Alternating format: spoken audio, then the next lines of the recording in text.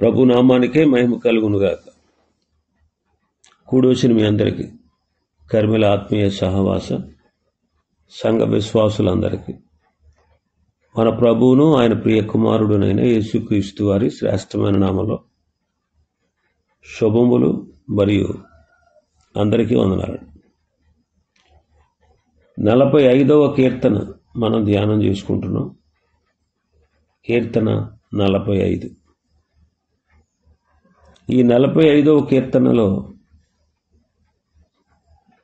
ముఖ్యమైన అంశం ఏంటంటే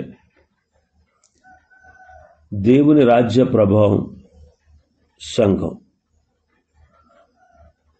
దేవుని రాజ్య ప్రభావం సంఘం.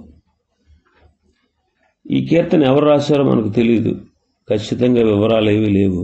అయితే ఈ కీర్తనను మనం 3 కోణాల్లో చూడవచ్చు. ఒకటి, సొలొమోను రాజ్యానికి వచ్చాడు, వర్ణింపశక్యము కాని ఘనత ప్రభావాలతో రాజ్యాన్ని ఏలబోతున్నాడు. ఒక విదేశీ రాణి, శాబదేశపు రాణి వచ్చి అతని ఘనతను ప్రభావాన్ని చూసి ఎంతగానో ఆశ్చర్యపడింది. ఆమె చెప్పడానికి వర్ణించడానికి మాటలు దొరకలేదు. యెరూషలేము నిండా క్రొత్త భవనాలు నిర్మాణం అవుతూ ఉన్నాయి. ప్రపంచంలో కనీ విని ఎరిగినటువంటి దేవాలయం కట్టబడింది. సొలొమోను పనివారు వెళ్ళి అపారమైన బంగారాన్ని, వస్తు సంపదలను తెచ్చి అతని అధికారాన్ని, అతని దర్పాన్ని మరి ఎక్కువ చేస్తున్నారు. అతని ఆస్థానానికి వచ్చిన సందర్శకులకు ఆశ్చర్యం కలిగింది. అతని జ్ఞానము, అతని సంపద వారు ఎన్నికలు చేయలేకపోతున్నారు, చెప్పలేకపోతున్నారు. ఎందుకంటే ఈ రెండింటిలో అతడు పరిపూర్ణంగా ఉన్నాడు. అయితే ఈ విశాలమైన సంపదను, అధికారాన్ని తనతో కలిసి అనుభవించడానికి అతడికి ఒక రాణి కావాలి. రాయబారులు ఐగుప్తుకు వెళ్లి ఫరో కుమార్తెను సొలొమోనుకి ఇమ్మని అడిగారు. ఫరో అందుకు అంగీకరించాడు. ఫరో తన రాజసానికి, దర్పానికి తగ్గట్టుగా తన కుమార్తెను ఆడంబర ఆర్భాటాలతో నైలునది మీదుగా యోధా దేశానికి పంపించారు. యోధా రాణి, ఆ యువరాణి క్షేమంగా యోధా దేశానికి, యెరూషలేముకు వచ్చింది. ఈ వివాహాన్ని పురస్కరించుకుని ఈ చక్కటి కీర్తన రాయబడింది.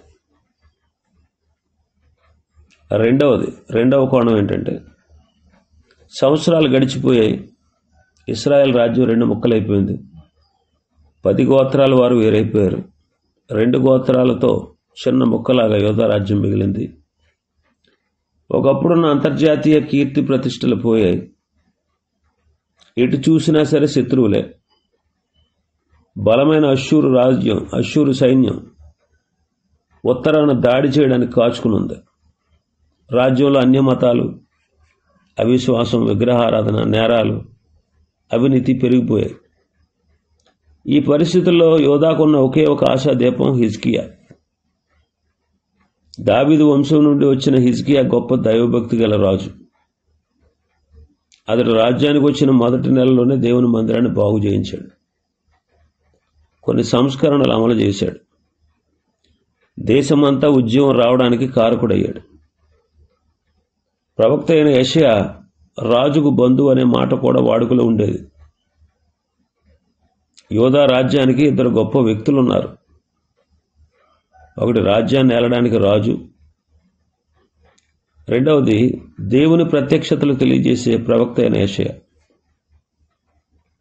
అయితే హిజ్కియా కూడా వివాహం జరగాలి, వధువు కావాలి.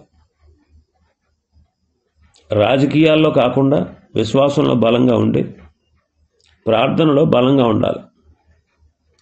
ప్రార్థనా శక్తి తెలిసిన స్త్రీ అయి ఉండాలి. హెప్షిబాలో ఈ లక్షణాలన్నీ ఉన్నాయి. దైవభక్తి గల కుటుంబంలో పుట్టి పెరిగింది. హిజ్కియా ఆమెను వివాహం చేసుకుంటాడు. ఈ సందర్భంలో ఈ పాట రాయబడిందని మరికొంతమంది బైబిల్ పండితులు అంటారు. ఇక 3వ కోణానికి వస్తే, కీర్తనల నీడలో కనిపించకుండా నిలుచుండి కీర్తన వర్ణిస్తున్న సౌందర్య స్వరూపాలు కలిగి సొలొమోను కంటే శ్రేష్ఠుడు, హిజ్కియా కంటే కూడా దేవునికి విధేయత చూపించిన వాడైన యేసుక్రీస్తు వరుడుగా ఈ కీర్తనలో కనబడుతున్నాడు. ఐగుప్తు రాజు కుమార్తె కంటే, హెబ్రీ కన్యక అయిన హెప్సిబా కంటే సౌందర్యవంతురాలైన వధువు సంఘం కొరకు ఎదురు చూస్తున్నాడు. ఈ కీర్తన 2 భాగాలని చెప్పుకున్నాం. మొదటిది వరుడైన రాజు యొక్క రాజసం, రెండవది వధువైన రాజకుమార్తె రాజసం. ఇది మాస్యల కీర్తన అంటారు, అంటే ఉపదేశించే కీర్తన.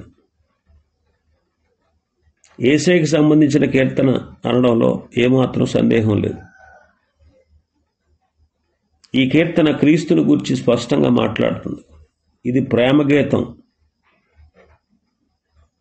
ఈ కీర్తన మనకు నేర్పేది ఏంటంటే, ముందుగా మనల్ని ప్రేమించిన వాడిని మనం ఎలా ప్రేమించాలో ఈ కీర్తన మనకు నేర్పిస్తుంది.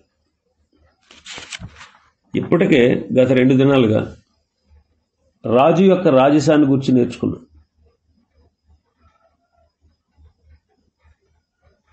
దేవుని ప్రజల యొక్క అత్యానందం, ప్రభు యొక్క సౌందర్యం, అతని ఘనత, అతని ప్రభావం, అతని మహిమ, అతని బలాతిశయం, అతని ప్రభుత్వం అది శాశ్వతమైనదని, పరిపూర్ణమైనదని, ఆనందకరమైనదని, వర్ధిల్లుతున్నదని నేర్చుకున్నాం. ఇంకా రాజకుమార్తె యొక్క రాజసం, ఆమె రాజ టీవీతో వస్తుందని, ఆమె రాజునే కోరుకోవాలని, ఆమె రాజు మనస్సును గెలుచుకోవాలని గత దినం నేర్చుకున్నాం. ఇంకా 11వ వచనంలో మనం చూస్తే, ఈ రాజు నీ ప్రభువు, అతడు నీ సౌందర్యమును కోరినవాడు, అతనికి నమస్కరించుము అంటున్నాడు. ఆమె రాజుకు నమస్కారం చేయాలి. ఆమె రాజుకు నమస్కారం చేయాలి. బేతనియలో మరియా మార్తల గృహానికి యేసుక్రీస్తు వారు తరచుగా వెళుతూ ఉండేవారు. మరియా, మార్త, లాజరుతో ఆయన ఎక్కువ సమయం గడిపేవారని మాకు తెలుసు. ఒకరోజు ఆయన ఆకలితో ఉన్న తన శిష్యులతో 12 మందితో ఆ ఇంటికి వచ్చాడు. మార్త వెంటనే వంటగదిలోకి పరిగెత్తింది. 13 త్వరగా భోజనం చేసి పెట్టాలంటే చాలా పని ఉంటుంది. మాంసం వండాలి, రొట్టెలు తయారు చేయాలి, పాలు తేవాలి, భోజన బల్ల మీద వంటకాలను అమర్చాలి. మరియ ఏది అని మనం చూస్తే, ఆమె యేసుక్రీస్తు ప్రభు యొక్క పాదాల దగ్గర కూర్చుని ఆశతో ఆయన మాటలు వింటా ఉంది. ఆమె బాహ్య ప్రపంచాన్ని మర్చిపోయింది. మార్తకు చాలా కోపం వచ్చింది. నాకు సహాయం చేయమని మరియకు చెప్పొచ్చు కదా అంది. అప్పుడు ప్రభు అంటారు, మార్తా మార్తా, అవసరమైనది ఒక్కటే, మరియ ఉత్తమమైన దాన్ని ఏర్పరచుకుంది అన్నాడు ప్రభు. పరిచర్య చేయడం మంచిది కాదని అంటలేదు. అయితే దానికంటే కూడా ఇంకా మించినది ఆరాధన. అందుకే రాణి రాజుకి ఏం చేయాలని? నమస్కరించాలి. ఆయన నీ ప్రభువు, నీ సౌందర్యాన్ని కోరినవాడు, అతనికి నమస్కరించు అంటున్నాడు. 12వ వచనం చూస్తే, అంతఃపురంలో నుండి రాజకుమార్తె కేవలము మహిమ గలదు. ఇక్కడ తూరు కుమార్తె నైవేద్యం తీసుకుని వస్తూ, జనులలో ఐశ్వర్యవంతులు నీ దయను వెదుకుదురు అంటారు. ఆమె రాణిగా గుర్తించబడింది. పెండ్లి కుమార్తె రాణిలా కూర్చుంది. ఆమెకున్న ఘనత ఆమె యోగ్యతను బట్టి రాలా, రాజుతో ఆమెకున్నటువంటి సంబంధాన్ని బట్టి వచ్చింది. ఎందుకంటే ఆమె సింహాసనం మీద కూర్చున్న రాజును వివాహం చేసుకుంది. తూరు కుమార్తె నైవేద్యం తీసుకుని వస్తుంది అంటున్నాడు. జనులలో ఐశ్వర్యవంతులు నీ దయను వెదకెదరు అని మనం చదువుతున్నాం. తూరు అనేది ఆ దినాల్లో వర్తకానికి మంచి పేరు పొందింది. తూరు దేశ ఓడలు ఆ దినాల్లో అనేక దేశాలు పర్యటించి వ్యాపారం చేసేవి. అయితే తూరు పెండ్లి కుమార్తె యొక్క స్థానాన్ని, ఘనతను గుర్తించింది. రాజు అనుగ్రహం పొందిన వారికి ఎంత అధికారం ఉంటుందో తూరుకు తెలుసు. అంటే లోకం మన యొద్దకు రావాలి, లోకం మన యొద్దకు రావాలి, లోకం మనల్ని గుర్తించాలి. లోకం మన దగ్గరికి రావడం లేదంటే దానికి వేరే కారణాలు ఉంటాయి. చాలా కాలం క్రితం నెపోలియన్ అనే రాజు తన సైన్యాధిపతులను, ముఖ్యులను పిలిచి వాళ్లతో సమావేశమై తాము గెలవాలనుకున్న ప్రాంతాలను ప్రపంచ పటంలో చూపిస్తూ ఒక దేశం చుట్టూ గుండ్రంగా గీత గీసి, ఇక్కడ నిద్రిస్తున్న రాక్షసుడు ఉన్నాడు, వాడిని అలాగే నిద్రపోనిద్దాం అన్నాడంట. ఆ దేశమే చైనా. సాతాను కూడా అలాగే తన అధిపతుల్ని పిలిచి ప్రపంచాన్ని గెలిచే ప్రణాళికను వారికి వివరిస్తూ, ఇక్కడ నిద్రపోతున్న రాక్షసుడున్నాడు, వాడిని అలాగే నిద్రపోనిద్దాం అంటూ సంఘాన్ని చూపిస్తున్నాడు. ఎక్కువ భాగం సంఘం నిద్రపోనిస్తున్నాడు సంఘాన్ని. ప్రపంచమంతా కూడా గొడవలతో, అల్లర్లతో, కుంభకోణాలతో, నగ్న చిత్ర ప్రదర్శనలతో, స్వలింగ సంపర్కం అంగీకరించబడిన జీవిత విధానం, వీటన్నిటితో లోకం నిండిపోయింది. ప్రపంచం చెడిపోయింది. అనేకమైన ఘోరాలు జరిగిపోతూ ఉన్నాయి. మారక ద్రవ్యాలు కూడా పాఠశాలల్లో చేరిపోయాయి. సంఘం ఇంకా నిద్రపోతూనే ఉంది. సంఘం నిద్రపోతూ ఉంది. ఇక్కడ తూరు కుమార్తె నైవేద్యం తీసుకుని వస్తుందంట. తూరు కుమార్తె లోకానికి సాదృశ్యం. లోకం సంఘానికి భయపడాలి. అయితే సంఘం నిద్రపోతాం. వేల కొద్దీ జరిగినటువంటి చరిత్రలో మనం చూస్తే సంఘం మేలుకొన్న సందర్భాలు ఉన్నాయి. సంఘం ఉజ్జీవాన్ని రగిలించి, దేశాన్ని కదిలించి, సమాజాన్ని శుభ్రం చేసిన సందర్భాలు కూడా ఉన్నాయి. ఇది కొంతకాలం వరకే. సంఘం మళ్ళీ నిద్రపోతా ఉంది.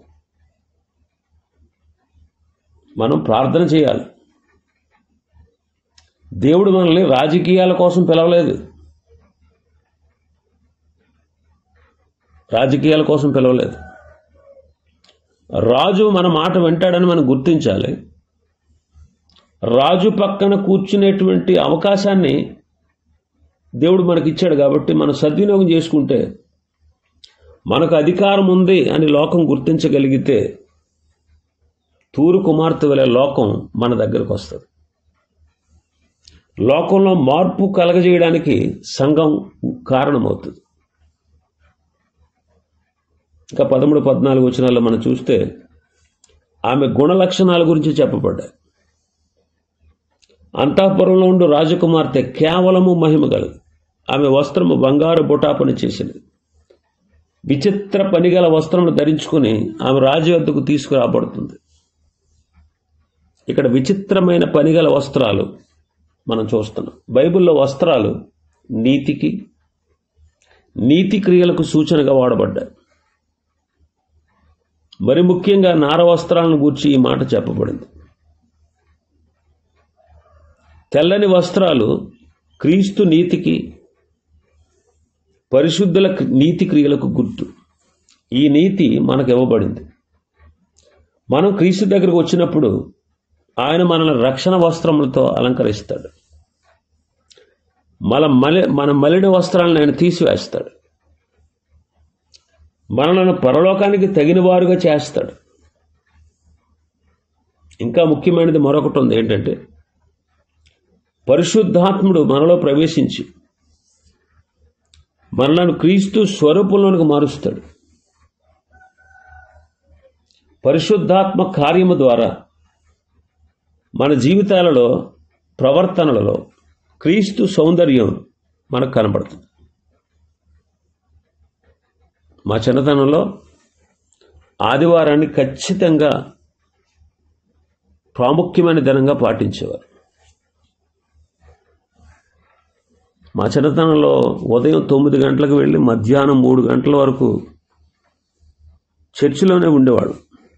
ఇక మరే పని ఉండేది కాదు. బయటికి వెళ్ళి మేము ఆడుకోవచ్చా అని అడిగితే ఈరోజు ఆదివారం అనేవారు. ఈరోజు ఆదివారం అని జవాబు వచ్చేది. ఒకవేళ స్నేహితుల ఇంటికి వెళ్ళొచ్చా, వద్దు, ఈరోజు ఆదివారం అనేవారు. ఈరోజు పేపర్ చదవచ్చా, వద్దు, ఈరోజు ఆదివారం అనేవారు. ఆ రీతిగా ఆదివారం నాడు పూర్తిగా ప్రభువుని ఆరాధించేవాడు. పరిశుద్ధాత్ముడు మన జీవితాలని అందంగా మలచాలని కోరుతున్నాడు. మనకు మచ్చ, డాగు లేని వస్త్రాలు ఇవ్వబడ్డాయి. వాటిని అందంగా అలంకరించుకోవడం మనం చేయాల్సిన పని. కృపలో, దేవుని వాక్య జ్ఞానంలో మనం ఎదగాలి. మనలను మనం ఎలా అలంకరించుకుంటున్నాం? దేవుని సింహాసనం ఎదుట మనం నిలిచేటప్పుడు మనం ఎలా కనబడతాం అనే విషయాన్ని మనం గుర్తించాలి. ఇంకా మనం చూస్తే ఆమె చెలికత్తెల గురించి చూస్తున్నాం. ఆమె చెలికత్తెల గురించి 14వ వచనంలో, ఆమెను వెంబడించు ఆమె చెలికత్తెలైన కన్యకలు నీ వద్దకు తీసుకుని రాబడుచున్నారు. ఉత్సాహ సంతోషములతో వారు వచ్చుచున్నారు, రాజనగరులో ప్రవేశించుచున్నారు. రాజ్యంలో వధువు మాత్రమే ఉండదు, చాలామంది ఉంటారు. అన్ని రకాలకు చెందిన పరిశుద్ధులు ఉంటారు. అన్ని కాలాలకు చెందిన పరిశుద్ధులు ఉంటారు. తూర్పు నుండి, పడమటి నుండి, ఉత్తరా నుంచి, దక్షిణా నుంచి వచ్చి కూర్చుంటారు. మహాశ్రమల్లో కూడా పరిశుద్ధులు ఉంటారు. 1000 ఏండ్ల పరిపాలనలో పుట్టిన వారు ఉంటారు. వారందరూ ఆమెను వెంబడిస్తారు. ఆమెను వెంబడించు ఆమె చెలికత్తెలైన కన్యకలు ఉంటారు. ఇంకా మనం చూస్తే 16వ వచనంలో ఆమె హోదా,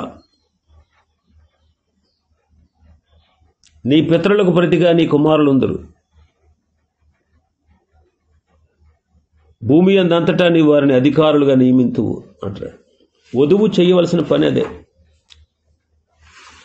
అనేక మందిని ఆమె నడిపించాలి, ప్రభు యొద్దకు నడిపించాలి, మహిమలోకి తీసుకురావాలి. భూమి మీద సంఘానికి ఉన్న ఒకే ఒక బాధ్యత ఏంటంటే క్రీస్తు కొరకు ఫలించుట. క్రీస్తు కొరకు ఫలించుట అంటే అనేకుల్ని క్రీస్తు దగ్గరకు తీసుకురావడం. ఆయన రాజ్యంలో పాలిభాగస్తులు అవడానికి అనేక మంది ప్రజలను తీసుకురావాలి. ఇది ఎంతో గొప్ప హోదా. ఇంకా మనం చూస్తే 17వ వచనంలో ఆమె రాజ్యాధికారాన్ని చూస్తున్నాం. తరములన్నిట నీ నామము జ్ఞాపకం ఉండునట్లు నేను చేయుదును, కావున జనములు సర్వకాలము నీకు కృతజ్ఞతాస్తుతులు చెల్లించుదురు. నిత్యము దేవుని చేతిలో నుండి క్రొత్త ఆకాశం, క్రొత్త భూమి సృజించబడతా ఉంది. దూతలు, మహాదూతలు అక్కడ ఉన్నారు. సింహాసనాలు, అధికారాలు అక్కడ ఉన్నాయి. ప్రవక్తలు, యాజకులు, రాజులు అక్కడ ఉంటారు. మాటలకు అందనంతగా వారు హెచ్చింపబడతారు, మహింపరచబడతారు. అయితే అందరికంటే ఎత్తుగా ఉన్నత స్థలంలో సంఘం ఉంటుంది. సంఘం క్రీస్తుతో కూడా ఆయన ప్రక్కనే కూర్చుంటుంది. సంఘాన్ని ఆయన మెచ్చుకుంటారు, పొగుడుతారు. ఆమెను గూర్చి దేవుని సామ్రాజ్యం అంతటిలో ప్రశంసిస్తారు. ఆమె పేరు తరతరాలకు ఉంటుంది. అంటే సంఘం నిత్యము ఉంటుంది. సంఘం నిత్యం ఉంటుంది. ఆ సంఘ సభ్యులమైనటువంటి మనం మన ఆత్మీయ జీవితాన్ని సరిగా కట్టుకుంటూ ఆయన మార్గాల్లో నడుస్తూ ఆ సంఘంలో పాలిభాగస్తులైనటువంటి మనం సంఘ అభివృద్ధి కొరకు, అనేక ఆత్మలు సంపాదించడం కొరకు మనం కూడా కృషి చేయాలి. దేవుడిచ్చేటువంటి బహుమానాలను మనం పొందుకోవాలి. ఇవి ఈ అధ్యాయంలో ఉన్నటువంటి విషయాలు. ప్రభు చిత్తమైతే మరొక అధ్యాయాన్ని రేపటి దినం ప్రారంభించుకుందాం. దేవుడి వర్తమాన వాక్యాన్ని మన వినికిడిలో ఆశీర్వదించును గాక. ఆమేన్.